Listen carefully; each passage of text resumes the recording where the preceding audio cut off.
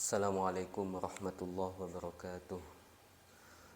Alhamdulillahi wa kafa wassalatu wassalamu ala sayyidina Muhammadin al-Mustafa wa ala alihi wa sahbihi ahli sidqi wal wafa.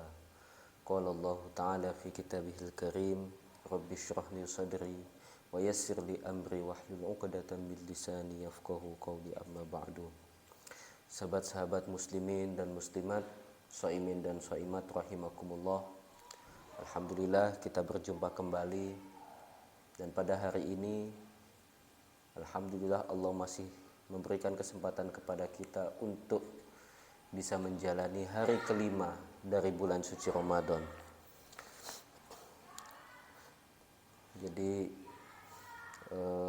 untuk lebih barokahnya Ramadan kita, mari kita tetap memupuk semangat kita untuk melakukan hal-hal positif. Di antaranya adalah mengkaji ilmu pengetahuan, lebih-lebih ilmu tentang agama.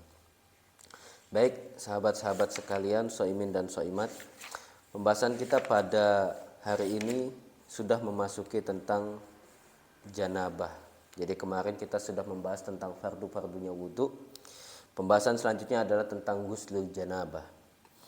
Bismillahirrahmanirrahim. Qala al-musannif rahimahullah wa nafa'ana bihi wa bi'ulumihi fid dharaini amin. Ghuslul janabati, pembahasan tentang mandi janabah. Wa in kana alaihi janabatun min mujama'atin aw khuruji maniyyin binaumin aw ghairihi lazimahu ghuslu jami'i badanihi ma'aniyati raf'il janabah. Jika seseorang dalam kondisi junub dia sebab apa? Sebab misalnya sebab melakukan hubungan badan atau jima layaknya suami istri, au khuruji maniyyin binaumin au ghairihi, atau keluar mani sperma sebab dia tidur, dalam hal ini mimpi basah, au ghairihi atau selainnya. Selainnya ya bisa ambil contoh ya seperti misalnya melakukan masturbasi atau onani, atau melihat konten-konten seksual pornografi, kemudian tahu-tahu setelah itu keluar mani. Wah, ini parah banget sih. Maka apa yang harus dia lakukan ketika dalam kondisi seperti itu dan dia hendak melakukan sholat misalnya atau hendak membaca Al-Quran, maka dia harus ghuslu jami'i badanihi, dia harus membasuh seluruh badannya dengan air, jadi mandi janabah ma'aniyati raf'il janabati, disertai dengan niat menghilangkan janabah. Jadi posisi niat di sini sangat penting karena untuk membedakan mana mandi wajib, mana mandi sunnah, mana mandi yang merupakan ibadah, dan mana mandi yang ya sekedar mandi-mandi biasa yang pada umumnya kita lakukan.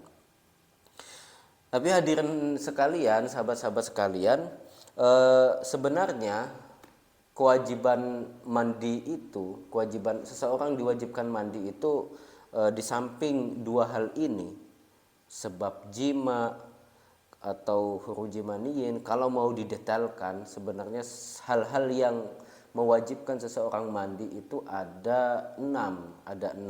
Tiga hal yang bisa dialami oleh laki-laki dan perempuan, sementara tiga hal sisanya itu hanya dialami oleh perempuan saja.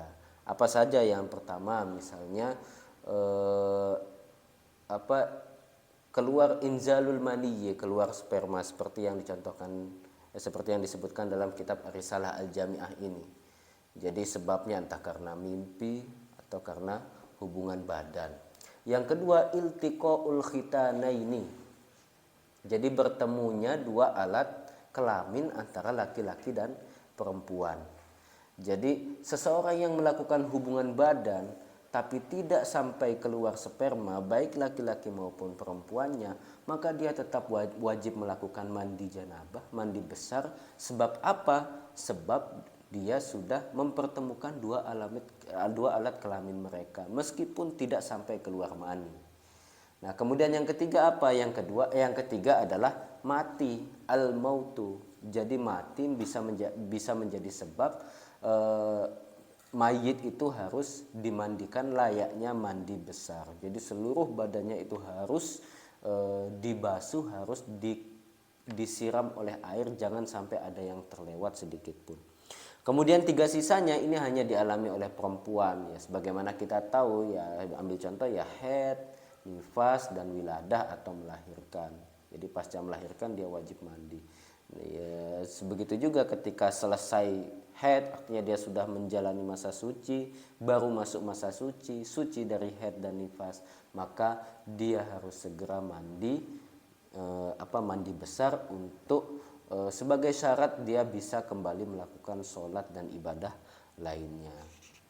Nah, hadirin sekalian, jadi ini cukup jelas ya keterangannya, karena dari sini kita tahu bahwa ada hal-hal yang harus kita ketahui untuk bisa dinyatakan mandi kita itu sah. Dalam hal ini fardu atau rukunnya mandi. Apa saja? Yang pertama ya niat.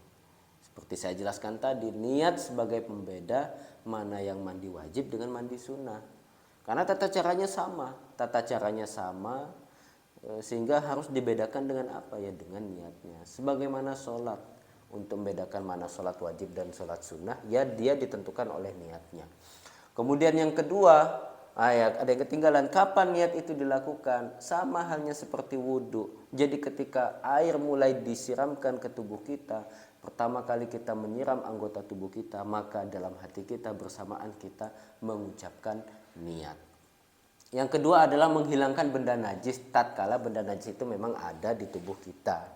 Jadi kalau masih ada najis atau hal-hal yang kotor di tubuh kita, maka itu harus kita hilangkan.